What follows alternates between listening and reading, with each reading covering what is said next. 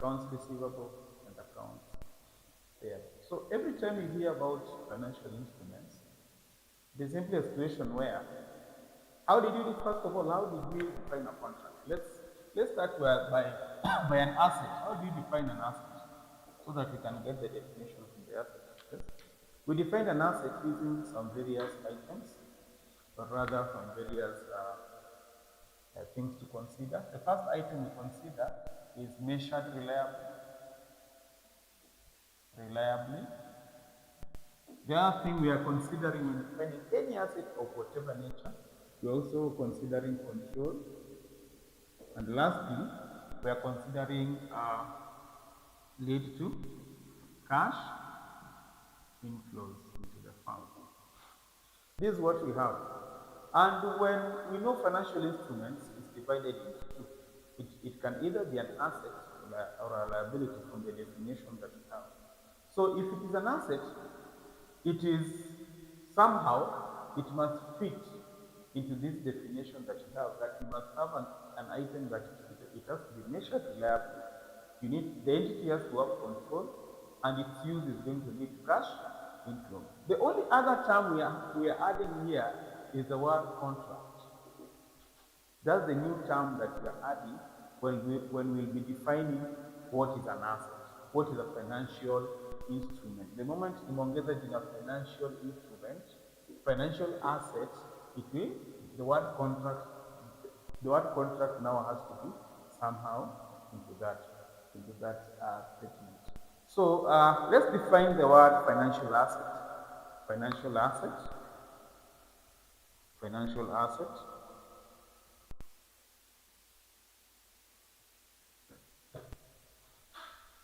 This is an asset. This is an asset that gives rise. That gives rise. This is an asset that gives rise. That gives rise to a contractual right. A contractual right. As I said, that gives rise to a contractual right to receive cash. To receive cash,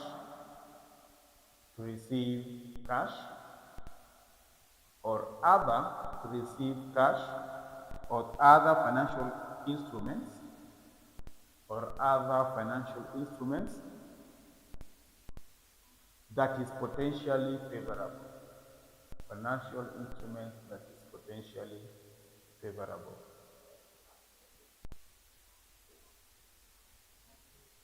So when we say that it gives rise to a contractual right, what we're looking at is we're looking at this by engaging in a transaction between you and the other person, you will have rights to gain a contract in that transaction. Let's give an example so that this contractual right can come in. I know you know the elements of a contract, that there is an agreement, there is an offer, there is a consideration, and all those. Let's give an example of a receivable. A receivable is a situation where you have supplied someone some goods and this person has not paid you. Although there is no contract that you've written between this person that is supposed to pay you, there is an invoice in that nature that you've given to this person. So when you give out an invoice, it is like you're demanding for payment of that invoice. And by him receiving the invoice, he's acknowledging the fact that he has your money. So the contractual is like there's a contract between you and the debtor to pay you a certain amount of money before a certain date. So it will give right. It is like a contract between two people. Look at something else. Maybe we have like a bank. You've taken money to the bank. Between you and the bank, it is like the bank has your money, and there is let's say an implied contract that anytime you go to the bank to withdraw your money, you'll want to find your money there. They cannot start telling you that they don't have your money. So that is why the contract, it is like there's a contractual right that is developed from you holding that asset. So let's go to financial liability. Definition of financial liability. Financial liability. financial liability. It is a contractual obligation. This is a contractual obligation. Financial liability is a contractual obligation.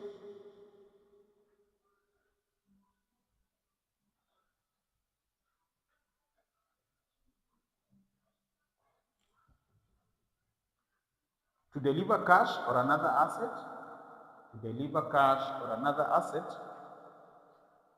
to deliver cash or another asset to another entity, to deliver cash or another asset to another entity.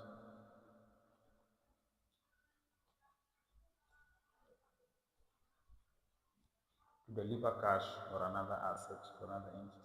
So it is like you have an obligation and it is a contractual obligation. When you say contractual, it means also that if you fail to do what the contract is saying, it is going to lead to some damages rather. There are some assets which are not contractual in nature. Let's give an example of a PPE like motor vehicle. You have a motor vehicle. Do you have any contract with your seller? No. The motor vehicle has already arrived to the institution. It is now 100% on your care. But there is no contract for future things that are going to happen. But if you look at something like a receivable, it's like there's still something you're supposed to do to the person who gave you that asset, and also there's something that you're supposed to do on the side, the person who is holding the asset. Let's look at another one called equity instrument. Equity instrument. Equity instrument.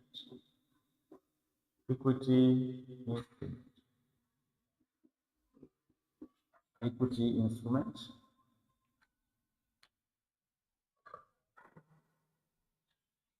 Equity instrument. This is a contract. This is a contract. This is a contract that gives rise.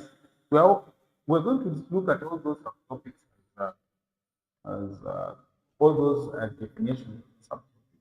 It gives rise.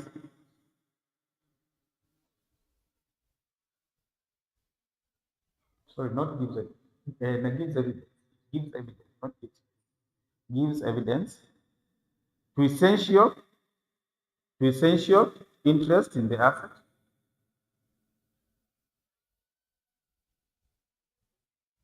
Just a minute. Just 1 minute.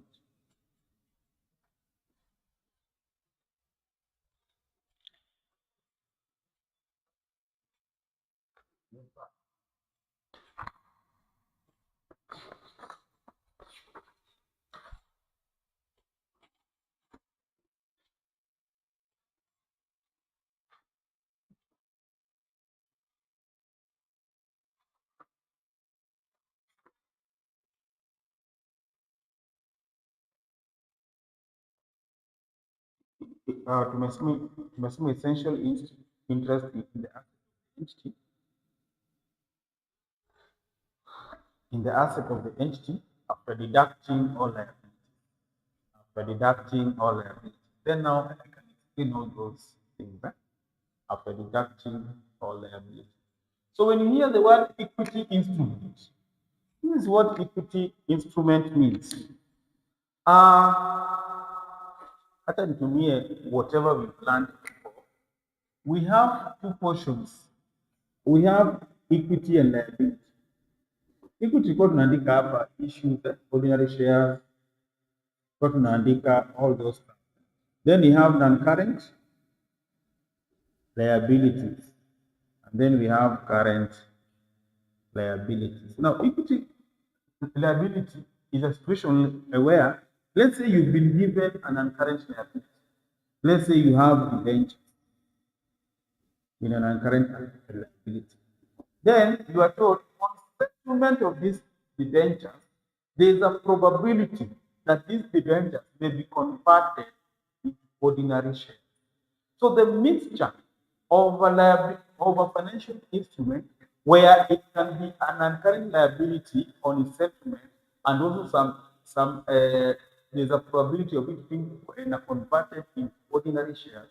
Such a financial instrument is called equity instruments. The financial liability is only here, is only under non-current, whereby if you non-current or current, whereby if you settle it, there's no element of them having ownership in your business. But when you find that there is a portion of ownership on the settlement, or rather on the fulfillment of its obligation, then we call it equity instrument. So equity, just from the word equity, is of of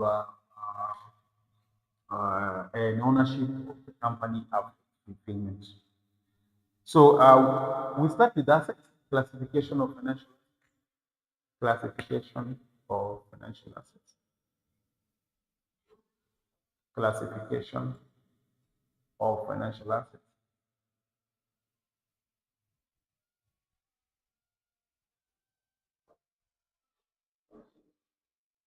Financial assets can be classified. Financial assets can be classified into two. One, financial assets can be classified into two. Number one, financial assets at fair value. Financial assets at fair value through P&L. Financial assets at fair value. Financial assets at fair value through P&L.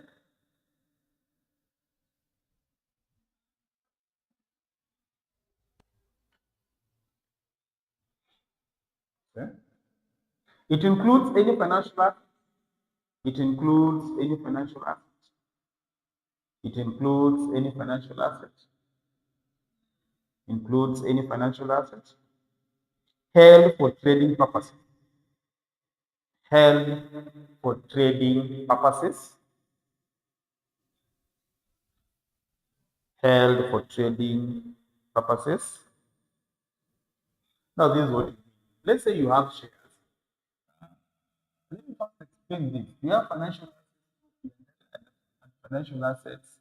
I want to give you the other name all at once. We have the financial assets through P&L, and you have also have the financial assets through other comprehensive income. Now, when you hold it through other comprehensive income and other P&L, at a point of an example, let's say you have shares, which I know you've already done financial reporting, financial management. You have shares. You can hold shares for selling at the end of the year, at year end, and also you can have shares to sell maybe after, maybe just to hold. You can say to hold shares hivi. Unaweza nunua shares with speculation that maybe next year bei itakuwa mzuri, bei ikipanda tu kidogo itauza. And also you can hold it with the purpose of bei nataka in the long run, maybe in the next 50 years, I just want to hold that item. Let me go away from that. Let me get kuhusu nyumba. You have bought a land. You have bought land for the purposes of selling, or you have bought land for the purposes of now how will you handle the land that you bought for selling? Tusikie. Or maybe building. Ukinunua haya, wacha tuseme si tunasema land phone, when you're holding land for the purposes of selling, a phone. Let's think about invention. People see the poverty. How do you handle it? Yes. Yes. So how do you handle it?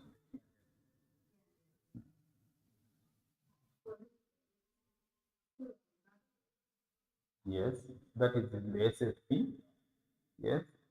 So let's say if you sell, how do you handle it? If you sell an inventory, You handle it as it is used to calculate the profit. Now, think of the same phone, you are not holding it for the purposes of trading. So how do you handle it? Yes. We're only looking at either the profit or loss of this post. You got nothing. But now in the SFP, you'll be handling it as an current asset. Okay? Then under the P&L, if you're holding it with an intention to sell, it is a current asset. And when you sell it, it is used to calculate the profit. So with the same knowledge, if you're holding it for the purpose of because remember the word short term and long term. But now we're not looking at the duration, we're looking at the intention. Why are you holding it? I am holding it for the purposes of I just want to hold it. I don't want to let it go. Nataka kukuonea hadi siku ya mwisho. Ukihold hadi siku ya mwisho because you don't have the intention of selling, then itakuwa ni consider kama non-current asset. And any changes in it itakuwa inaenda wapi? Kwa P&L, you can remember we've already done the published accounts. Itakuwa inaenda pale kwa other companies. The change in prices.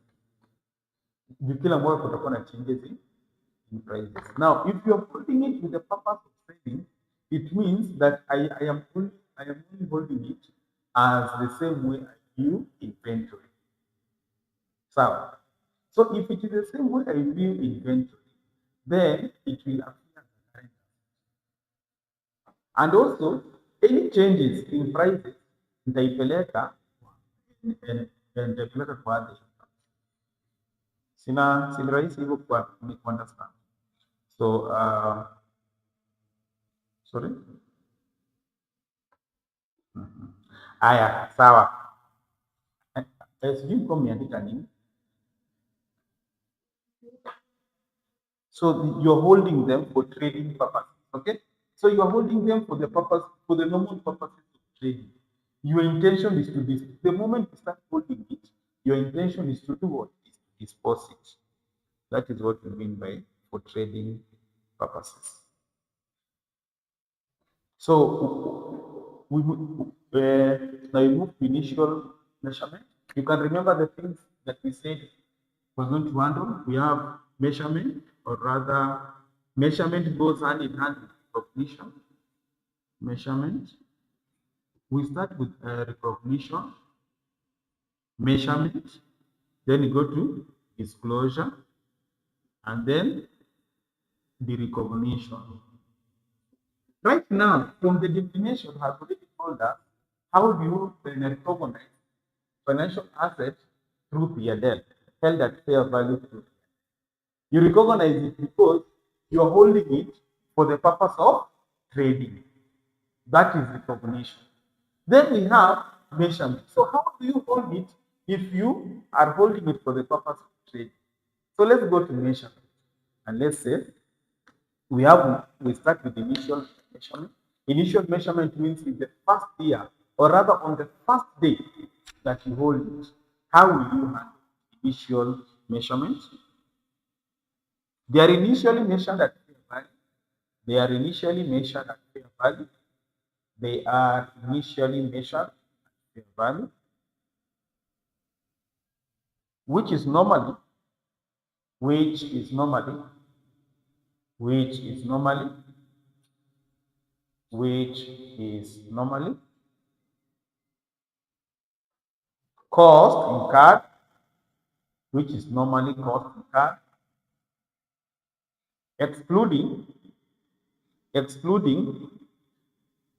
any transaction, excluding any transaction cost. These transaction costs are charged to the P&L. These transaction costs are charged to the P&L.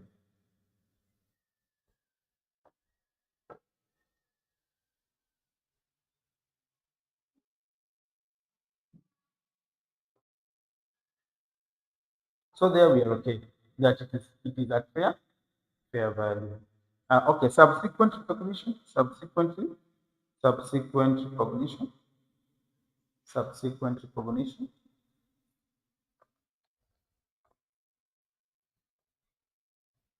They are remeasured at fair value. They are remeasured at fair value.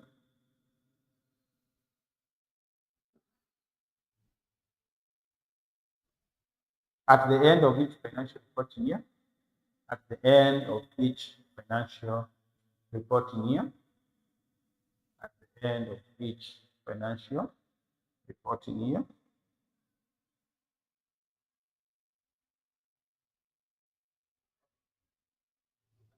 with any movement in fair value, with any movement in fair value, taken to the P&L account, any movement in fair value, taken to the P&L account, any movement in fair value, taken to the P&L account,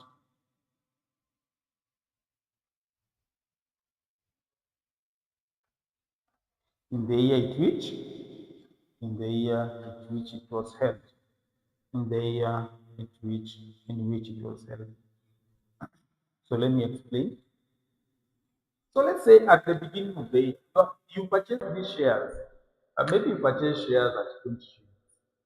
You purchase shares at 20 shillings, and you say that I want to hold these shares ikifika 15,000.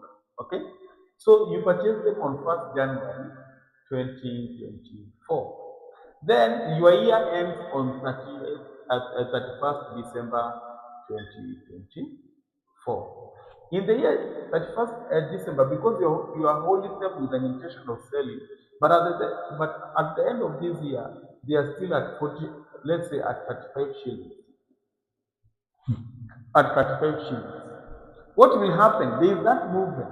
So initially, the fair value of that item is 20 shillings. It means then you are going to recognize it as a financial asset and an item of current asset of 20 shillings. Okay? Then at the end of the year, there is that movement from 20 shillings to 35 shillings. The movement is 15 shillings. Okay? Then this movement, this 15 shillings, when you go to other income, and just below gross profit, just below gross profit, you are supposed to indicate income from financial assets held through P&L of 15 shillings. Then if you indicate like this, it means then if you go to your SFP, statement of financial position, and the current asset, you will have financial asset which is now indicated not as 20 but as 35 shillings. Why? Because we're going to debit financial asset 15 and then credit gain on financial asset 15 shillings. Tumepatana vizuri. That is what subsequent measurement is all about. We're going to handle a recognition mara moja, a disclosure. We handle a disclosure all at once because financial instruments, the disclosure are somehow the same. We don't need to be writing disclosures for each and every sub area. So we move to the next one. We look at financial assets held through other comprehensive income, financial assets at fair value, financial assets at fair value through other comprehensive income.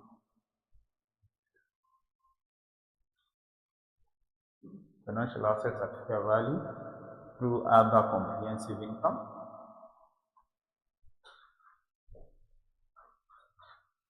Sometimes they use the term into bracket available for sale. Available for sale. No, that's where now students start becoming confused because you hear the word available for sale. You have to go and zile za jinsi for available for sale. This is where you use the term available for sale. So you can say these are long-term financial assets. These are long-term financial assets that the entity, these are long-term financial assets that the entity intends to hold, or rather retain, that the entity intends to retain ownership, on a continuous benefit. Retain ownership on a continuous benefit. Now, the person who made this class come at 8 did not even come at all. Okay? On a continuous benefit. They are, okay, to the customer. They are initially recognized at fair value. They are initially recognized at fair value.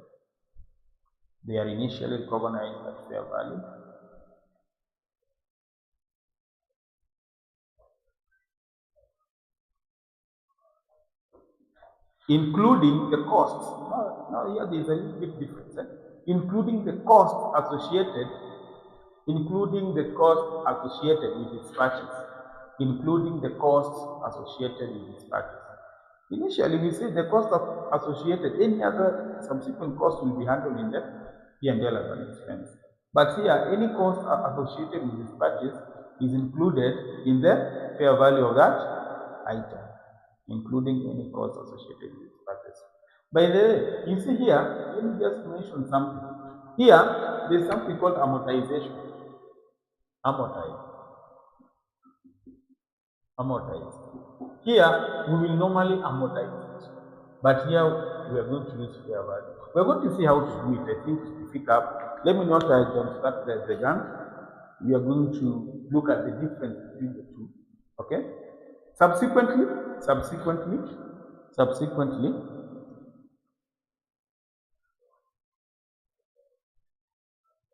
it will be remeasured at fair value.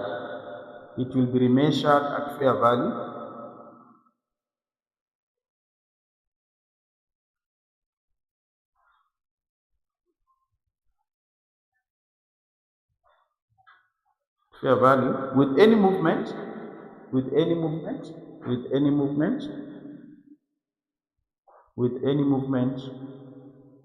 taken to other comprehensive income.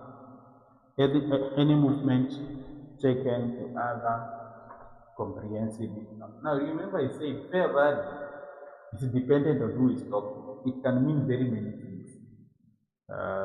It depends with which asset are we talking about.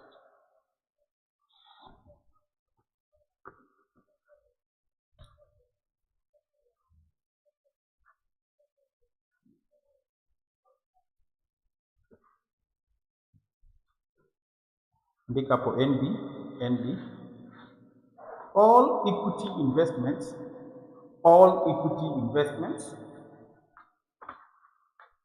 shall be measured at fair value. All equity investment shall be measured at fair value.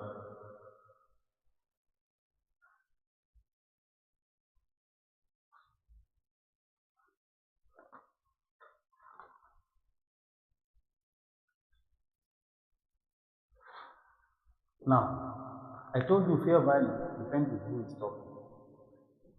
In the normal definition of fair value, what did we say fair value is? We said fair value is equals to market value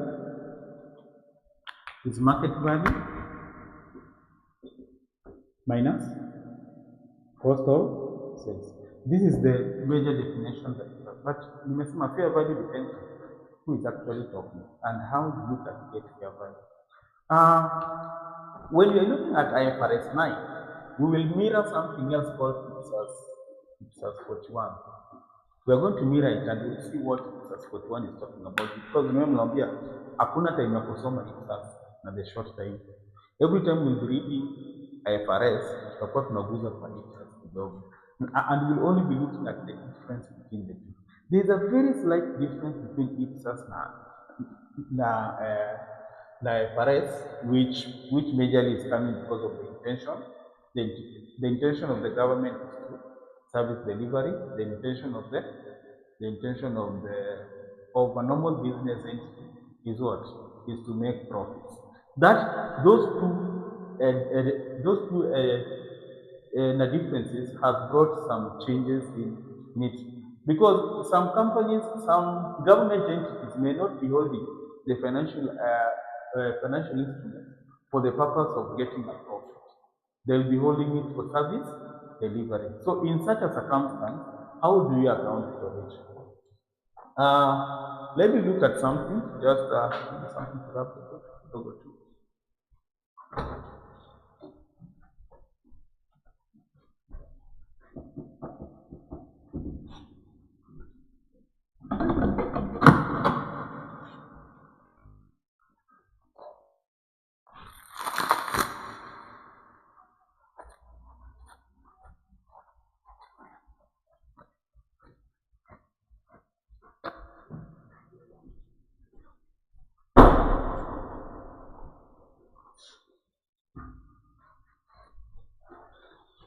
Acha nichore hii kitu yote sasa mkione ikiwa full.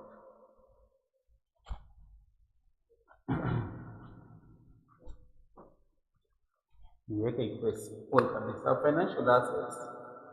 Financial assets imedividiwa mara mbili. Hata hapa niseme fair value. For the purpose, zote ni fair value subsequently. Sawa sana. But I want to give you a new word called amortized. Amortized. Na amortized bado ni fair value, ni venye sasa the amortized one we use future values. There are two ways of doing fair values in any, as long as financial assets is concerned. We can use fair value where we know the market price. So let me just state this, because sometimes, for example, what is the fair value? We can also use fair value. We can also know fair value by looking at future cash flows. This can also give us fair value.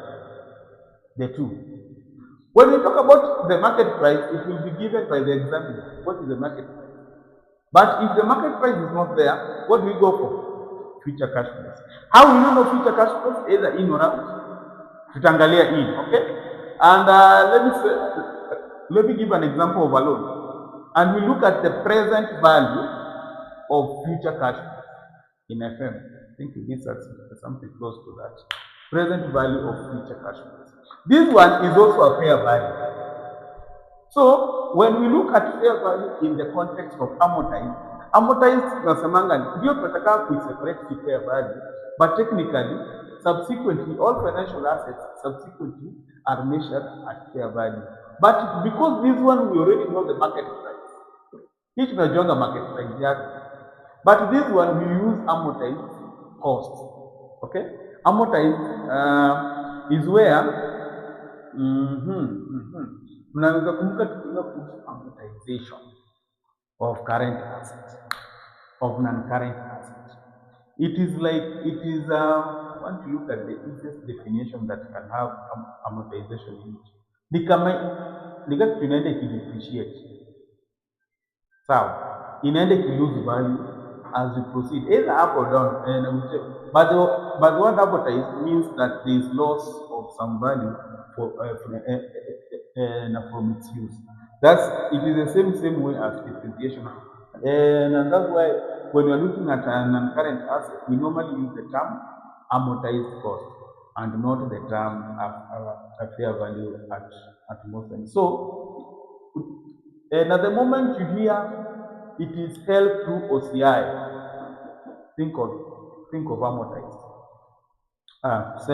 There are two financial assets measured at amortized cost. Financial assets, a subtopic. Financial assets held at amortized cost.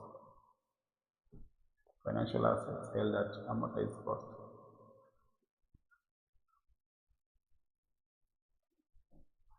Amortized cost is equals to principal. Amortized cost is equals to principal plus interest minus repayment. Principal plus interest minus repayment. minus the payment. Interest is calculated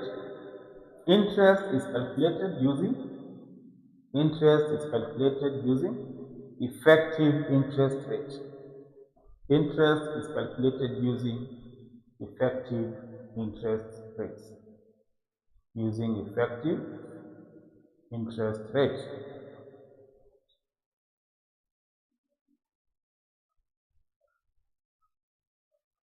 Effective interest rate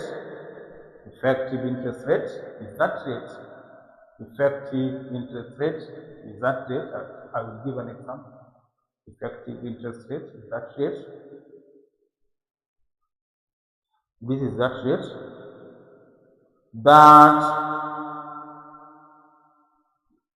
that exactly discounts the future cash flows.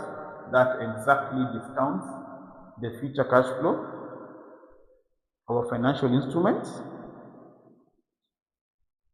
The future cash flow of a financial instrument. This is what I mean. Let's say if today you work in a bank, what is the interest rate? The interest rate is around 15% probably. But if you take a loan, you realize that if you start calculating, you will be paying around 20. Because maybe there is an insurance on loan. They have told you the insurance of loan is maybe 100,000. There is also something that they have told you that you need to pay 10% probably. Okay, you pay some 10%. They also tell you that because you are late on payment, there is that incurring payment because of that lateness as also given you some interest on loan because they have paid you late. Okay, so when you try to sum up all these things, you realize that this loan is moving from 14 to 18%. It will not be fair for you to start using 14 because 14 is only the normal rate of that item. But the actual interest rate of the item is not 14 but 18. When you're paying your school fees, sometimes you're normally told that you are supposed to pay, let's say it's 20,000. Then you're told, but if you pay in installment, you'll pay an additional 1,000. So in your mind, you cannot continue saying that you're paying 20,000 because there are some other hidden charges that is going to increase the school fees. Those hidden charges need to be taken into consideration when you're calculating your interest. So this is the effective interest rate, but this is the normal interest rate that you are having under section 1 when you are doing company accounts.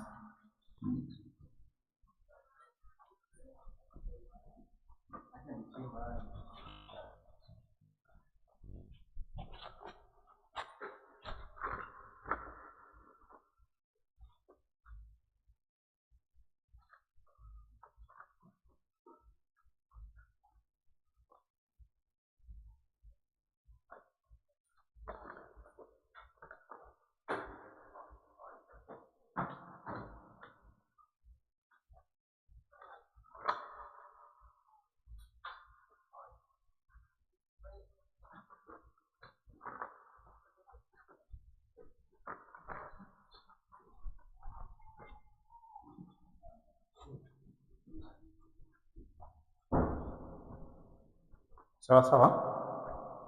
So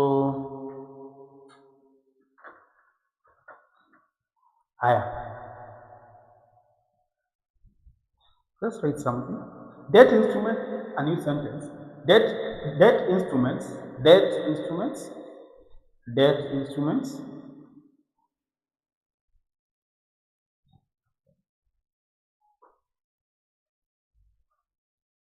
Debt instruments must meet the following two conditions. They must meet the following two conditions for them to be measured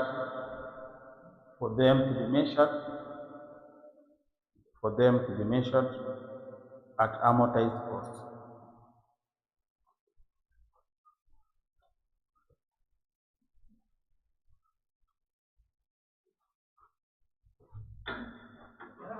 I'm giving you this because I know I was supposed to give you under liability section, but we'd rather just do it now because we can also use this method to underline it.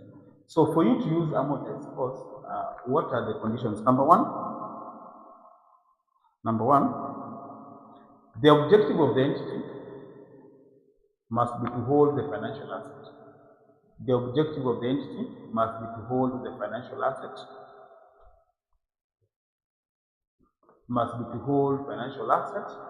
And collect contractual cash flows. Collect contractual cash flows.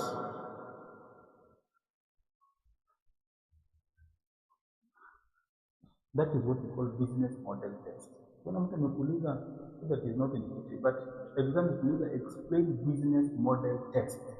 It means you are holding it for the purpose of collecting contractual cash flows and not to sell it. Number two, cash flow characteristic test. Cash flow characteristic test.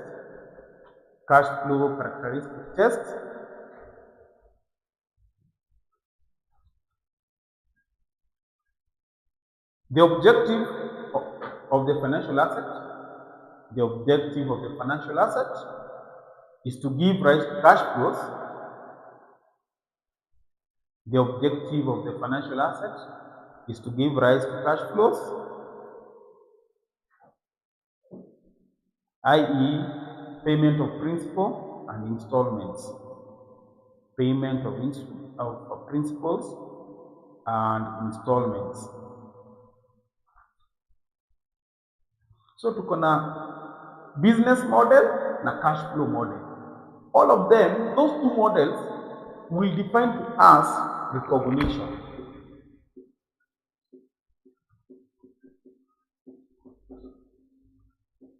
So when you want to look to recognize an asset, you look at two things, models.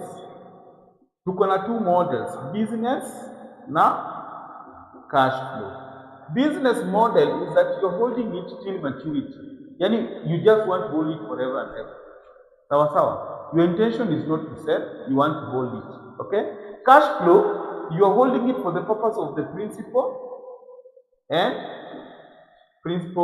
installment. So you have to do these two tests. If you are holding it only for income, through income, where you're holding it at fair value, through P&L, the business model is that you are holding it only for the purposes of selling. Okay? And then the cash flow, unataka wewe ile utapata hiyo pesa once, itakuja mara moja. The other one, the cash flows za ule wa mwingine itakuwa pole pole for a very long time. That's why you are holding it. But for the other one, you are not holding it for principal and installment. You're holding it for the purpose of selling. Okay? Yeah. So maybe we can look at a question. Illustration.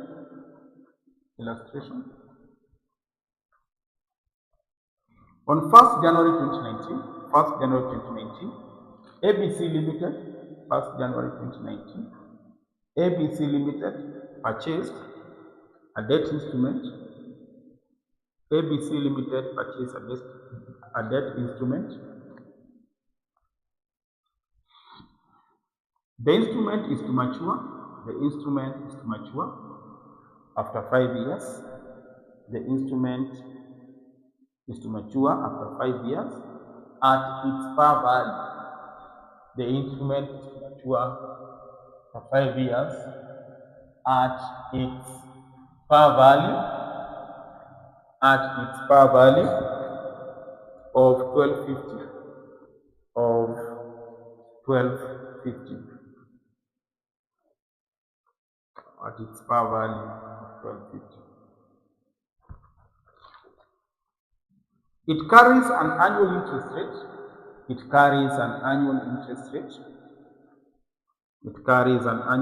rate. Of 4.72%. annual interest rate of 4.72% payable in arrears. 4.72% payable in arrears. Full stop. The effective interest rate is 10%. The effective interest rate is 10%. Required.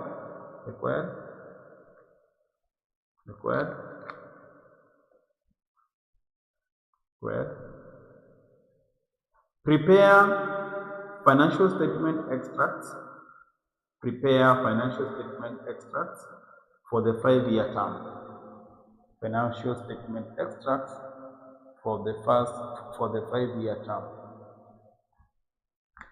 So we've said, what is the par value? The par value is 1250. The interest rate is 10%. No, the interest rate is not 10%.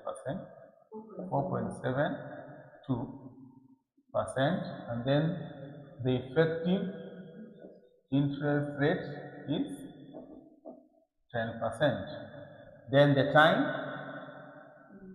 5 years. The time is 5 years. So,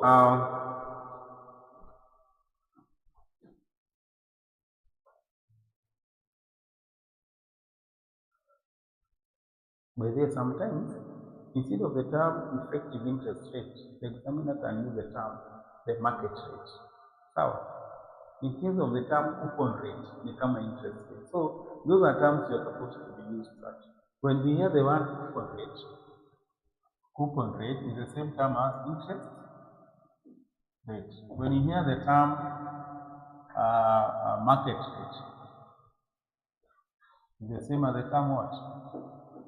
Effective interest rate. Those are the two terms you should be aware of. So we can start by looking at initial measurement. What is the interest? The interest, we know interest is coupon rate times the par value. Hata niandike par value. It is the face, the rate times the face of the item, and we are told the face of the item walisema is the same as the coupon rate. It means that it will be redeemed at a price same as the coupon rate. So the coupon rate is how much? 4.72% times 1250. Okay, 4.72% times 1250. How much is that?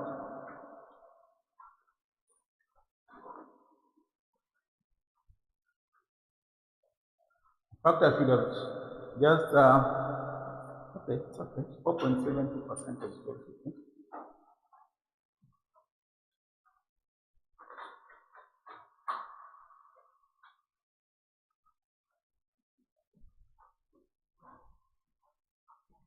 So you can see, number one, even before you go very far, this guy is holding this thing for two things. It is fitting under our business model and cash flow model. So you can see that it is fitting under those two areas. So we can comfortably say that he is holding it through OCI, or rather he is holding it for the purposes of we can use the term walitumia. They use the term called available for sale. Sawa. He is holding it for a very long time. So it means we are going to use what? Amortization for subsequent. Okay. So the initial measurement, it is initially measured at its fair value. What is its fair value? 1250, right? Mtu anaweza uliza, okay, what is its fair value? Sawa, acha tu okay. Let us assume we don't know its fair value. Wacha niweke hivyo simple, but we know subsequent measurement. Let's first write, because this is the first question. Subsequently, Let's start with subsequent, because sometimes the examiner is silent. You don't know what is the fair value. Subsequently, the financial asset is measured. Subsequently, the financial asset is measured as follows. How do you measure financial assets? Because we're not given the initial measurement. How do you measure it? We are told financial asset for items which are being, it is the principal plus interest minus installments. We were told something like this: principal plus CO minus installments. This is what we said subsequently. Now let's look at this is at the end of each year. Senior, initial installments are subsequent at end of each year. Let me draw for you a line so that you see what you're doing, because I can see I'm giving you very many formulas here, and you need to understand this is year 0, 1, 2, 3, 4, 5. If you create broadly, when we say fair value at year 0, we are only given the par value at the end. We are told at year 1, this guy is going to pay what is 4.7% of 1250? 59. So this guy will pay us interest of 59, 59, 59, 59. And then on the last year, he is going to pay us an item of 1250. That is what this guy is going to pay us. So if you were to look at the present value of all cash flows,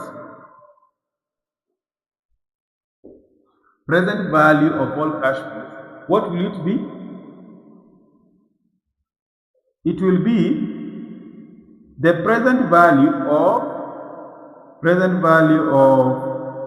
of the principal, plus PV of interest. See, that makes sense?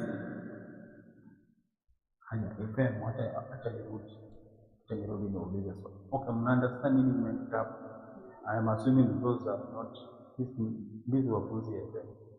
So now assuming I join these two.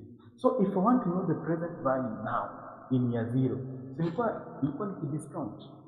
So how do I discount them?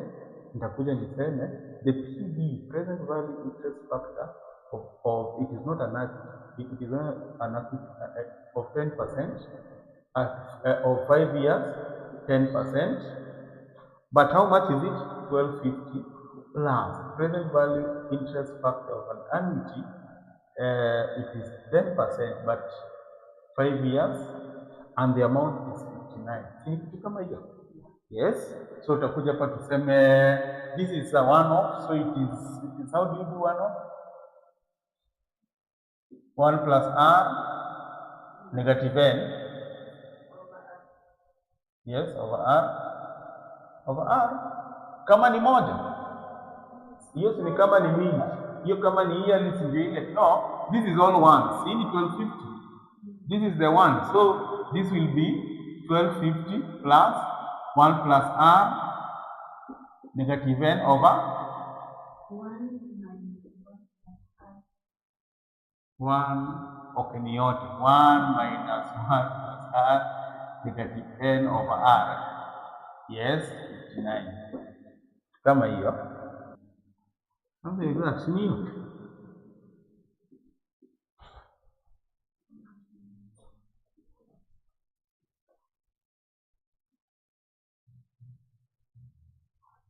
It is as easy as getting this fast. Upate hii kwanza, ni vizuri kwanza ukijua calculate na calculate. Unajua kwa example utapewa kama kwa FR. Unajua kwa FR, kwa FM, you always given the formulas, the table. Sasa unaenda tu unaingiza hapa, lazima ujue, and no one will tell you what to use.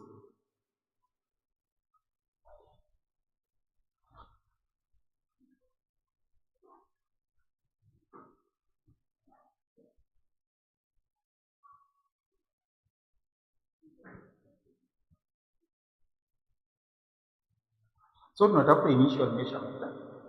Kumbuka our price here. What will be our price here? That is our question at year 0. Ngapi? Umepata ngapi? 1000.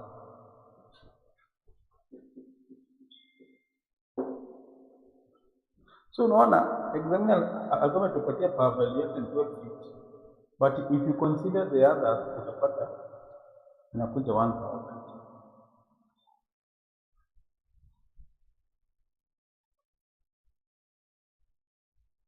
That is now where after that you can now use subsequently at the end of each year principal, interest and installment, because initially tunai-discount, tunai-amortize in short, tunai-discount, tunaileta huku inatupatia 1000. So from the 1000 is now where we can do our amortization schedule. We have the year, we have the cash flow, the opening balance,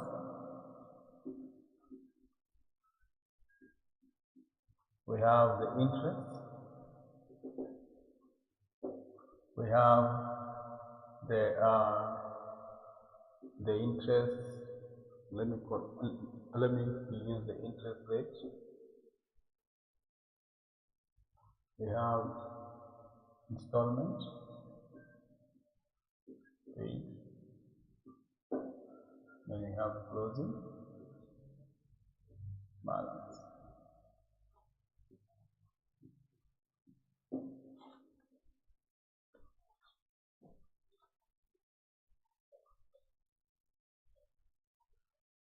Now this installment paid,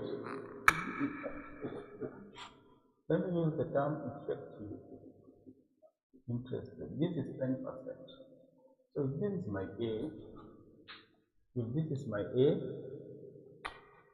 this is my A, B, C, and D. My D is A plus B minus C. And this one is whatever was paid. We are paying the same amount every year.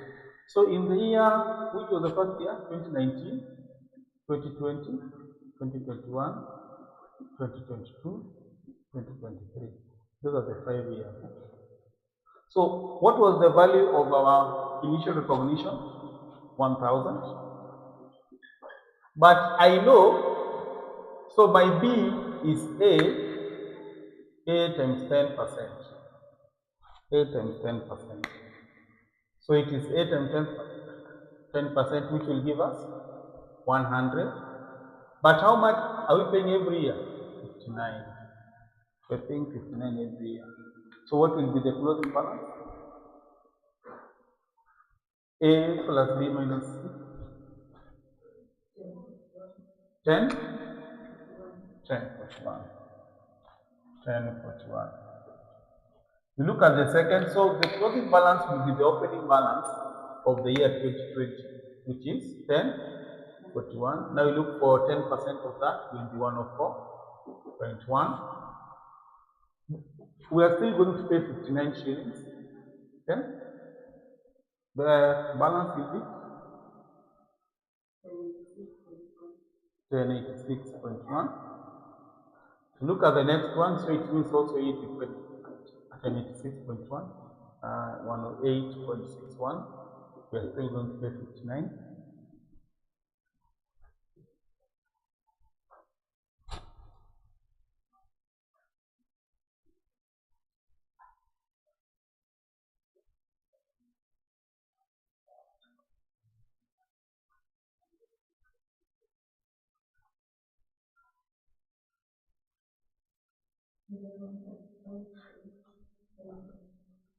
$11.7. So the other one is 5.7, which will be 11.3. Are you sure it's 11.5.7? It's supposed to increase. Why is it reducing? This plus this minus this. Ama niweke hizi hivi, acha niweke hizi.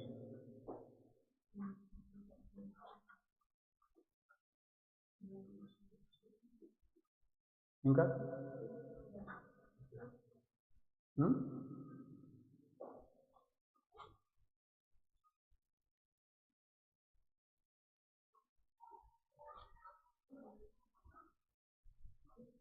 Yes?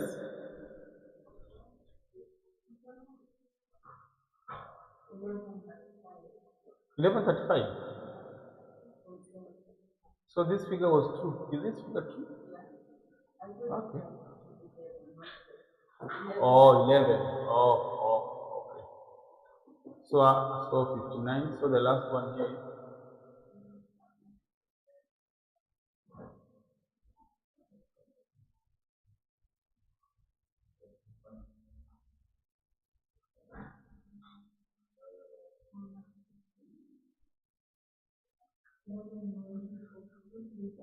1190.28. 1190.28, which is 109.3. Should give you 1250. The last one should give you 1250.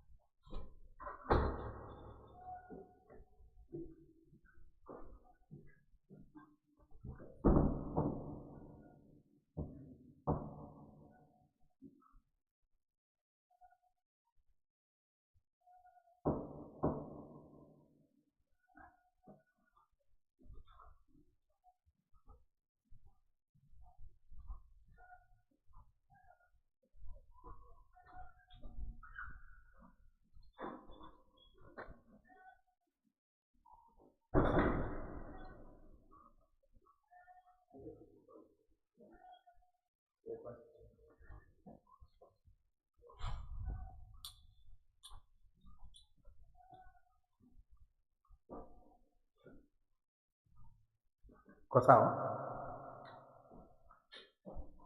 So the big question that now we should be having is what do we do with this? I think I can give you 5 minutes back. Okay, yes.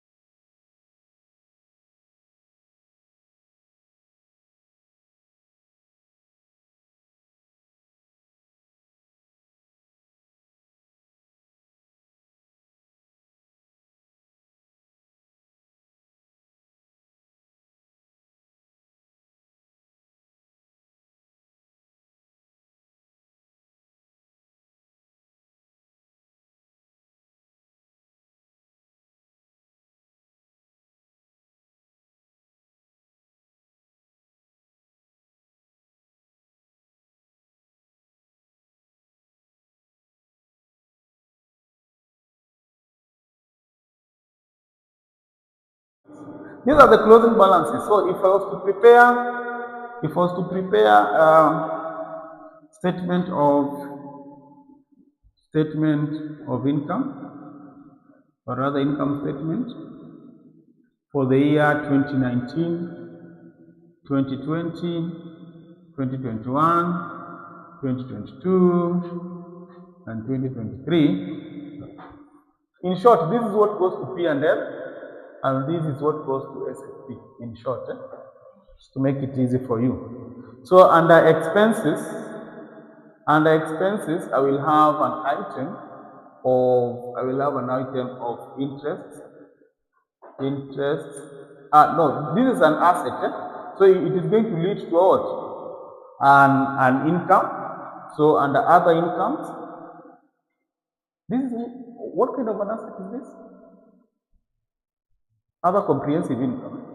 We are receiving these incomes, but the other one is taken to the other comprehensive income. So inafaa kuenda wapi? Akili imepotea kidogo. Inafaa kuenda which item are we adjusting?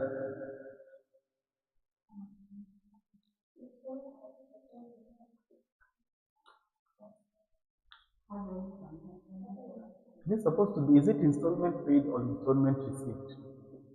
Received. I think hapo ndo mali nakuwa confused. Is installment received. So tulisema that it is supposed to go to effective interest rate. Hapa income tuonyesha kitu kidogo. What is this minus this? Kwa kalamu niambie minus this. Ama hii minus hii. Kwa nini? Wewe tufanye tu kwanza na kuonyesha. Kwa other income, let's have investment income.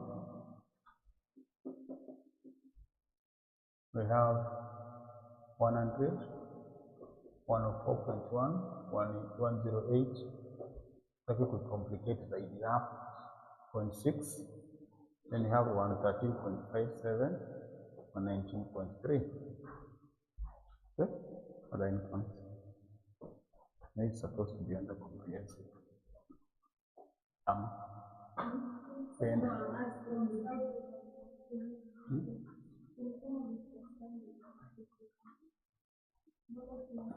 Swali ni this inafaa iende kwa other comprehensive. The difference. Unajua nikienda the difference, how will I come out of that statement? Nikienda the difference hapo nimecount mara mbili.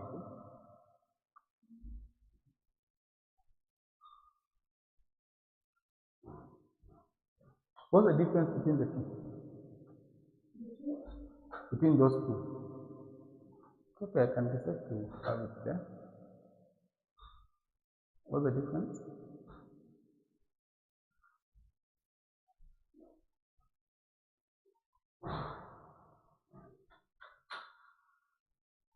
Ni ngapi? Difference ya hii na hii. Hiyo pia kuna overthink.